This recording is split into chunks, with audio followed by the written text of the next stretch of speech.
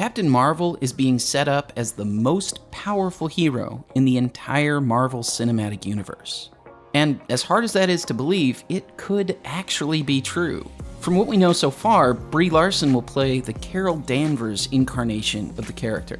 First introduced in 1968, she's part human fighter pilot, part Kree warrior, incredibly strong, and possesses the power to absorb and control the energy from stars. This means she can do this. That's a photon blast. This. And this.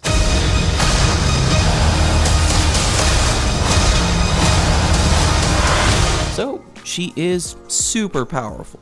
But, at least in the comics, she's not that great a person. And with that in mind, welcome to Out of Frame. Look, I am genuinely excited for the movie, but I'm also a fan of the comics, and she's done some things that are not great. There's way too much history to cover everything, but I'd like to focus on two specific storylines. Civil War, on which the Captain America movie was loosely based, and Civil War II, which hasn't yet made its way onto the big screen. In Civil War, the first one, the plot follows a similar line to what we saw in the movie. After an alien attack, a Hulk rampage, and a botched rescue attempt, resulting in a number of innocent lives lost, the government passes the Superhuman Registration Act. The bill requires all superpowered individuals to reveal their secret identities and become registered employees of the federal government. We covered why this is a very bad idea at length in our episode on Captain America: Civil War. But in the comic version, Captain Marvel sides with Iron Man against Captain America and plays a pivotal role as not only a supporter of registration, but also as one of the law's primary enforcers. It's ultimately Captain America who puts an end to the fighting by surrendering with the explicit hope that no one else gets hurt.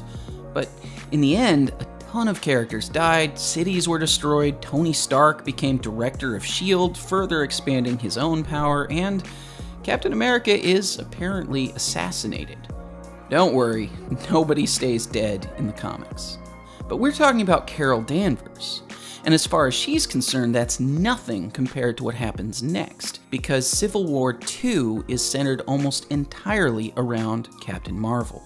Following the events of the first series, Danvers is now commander of Alpha Flight, which has the mission of protecting Earth from alien threats.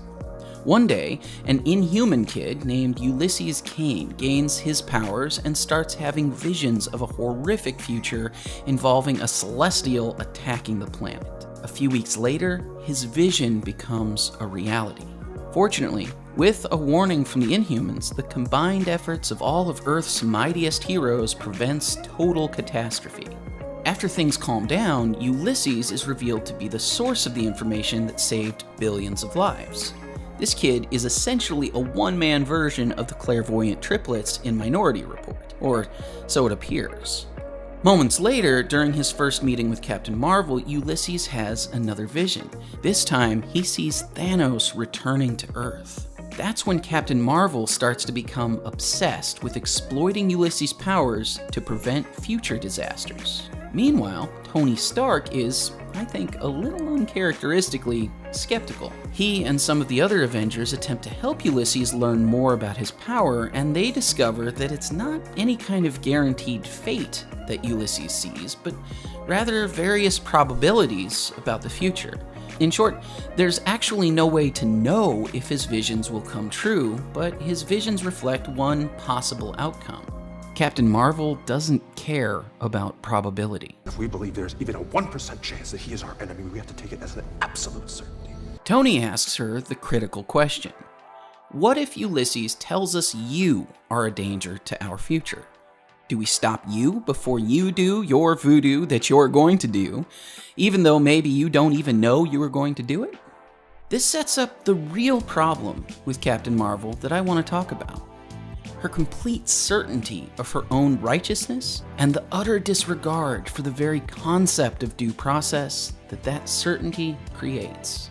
But before we get to that, let's go back to the story. Remember Ulysses' vision of Thanos returning to Earth? Well, just like his other premonitions, it proves to be correct 3 weeks later. Thanos does return to Earth.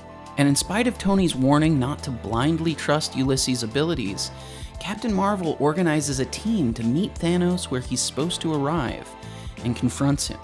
Unfortunately, in the ensuing battle, Thanos brutally kills War Machine, who Carol has actually been dating, and nearly kills her close friend, She-Hulk. Tony believes that her decision to attack Thanos created the very future Ulysses predicted, and blames her for the death of his best friend. But Danvers is now completely convinced that Ulysses' prophecies are reliable, and this reignites tension between factions of heroes.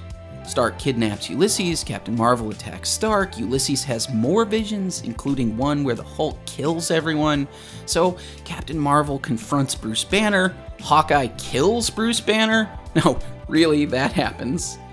Eventually, everything comes to a head when Ulysses predicts that Miles Morales will kill Captain America. For the 2 of you who didn't see Into the Spider-Verse, Miles Morales is just a kid. And Captain Marvel wants to arrest him for a crime he hasn't yet committed and may never commit. This brings us back to the problem. Carol Danvers is consistently willing to toss aside every legal and ethical standard of due process, including its most basic foundation, the presumption of innocence, in her quest for security. She's prepared to imprison or even kill people who have not actually done anything wrong, with the hope of preventing them from maybe doing something wrong in the future. Captain Marvel repeatedly demonstrates that she doesn't have much respect for people as individuals. Their rights don't matter.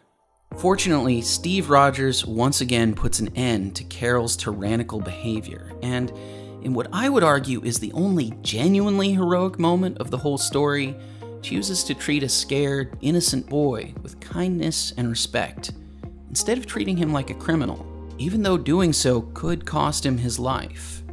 I think this version of Captain Marvel represents a deeply authoritarian instinct that more people feel than would always like to admit. She wants certainty. She wants to be safe. She thinks she's protecting society. And she'll try to do it at all costs, no matter who gets hurt or killed in the process. She's trying desperately to assert a sense of control over everyone. But it doesn't work. The more she gives in to this impulse, the worse everything gets. What Captain Marvel fails to understand is that the reason due process is so crucial to a free society is precisely because we don't know everything. As much as we'd like to believe we can, no one can account for every possible future. We have no way to know what's in the hearts and minds of other people or what they will do, and even our very attempts to stop them from doing something we think they'll do can affect their choices because everyone responds to changing conditions and incentives. Reality is complex, and history is filled with examples where preemptive strikes potentially created even worse situations than those they were meant to prevent. One of the most significant instances of preventative war was the Japanese attack on Pearl Harbor during World War II. Japan hoped to cripple the US Navy in the Pacific in order to prevent the US from entering the war, but that action only galvanized American support for the war. Meanwhile, in America, FDR established a program of Japanese internment, arresting and imprisoning nearly 120,000 citizens, simply because they were of Japanese descent, on the basis that they could be spies or foreign agents.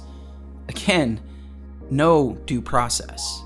Even today, between the war on drugs and the war on terrorism, due process protections for people in the US have frequently been eroded or ignored.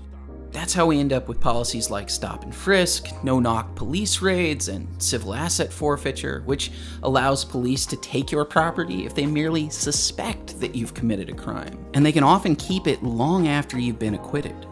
And for what it's worth, the US has far stronger protections for individuals than most countries around the world. But we still have a lot of policies that flip the idea of innocence until proven guilty upside down. But remember that the legal rules for due process are a result of a broader principle. So this isn't just something that matters to law enforcement. It's something we should all adopt throughout our lives. Look no further than the way people treat each other on social media. There are now hundreds of examples of outrage-fueled mobs ruining people's lives before having any clear understanding of what they've actually done or even who they are.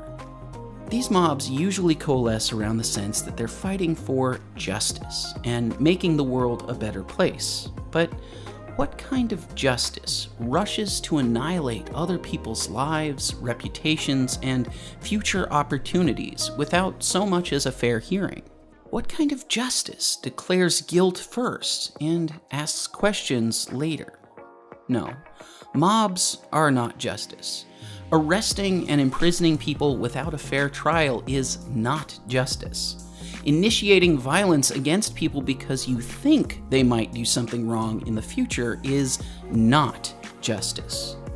The idea that all individuals deserve a chance to defend themselves in an impartial hearing, whether in a court of law or just the court of public opinion, is something that truly separates a free and healthy society from an authoritarian dystopia that none of us wants to live in.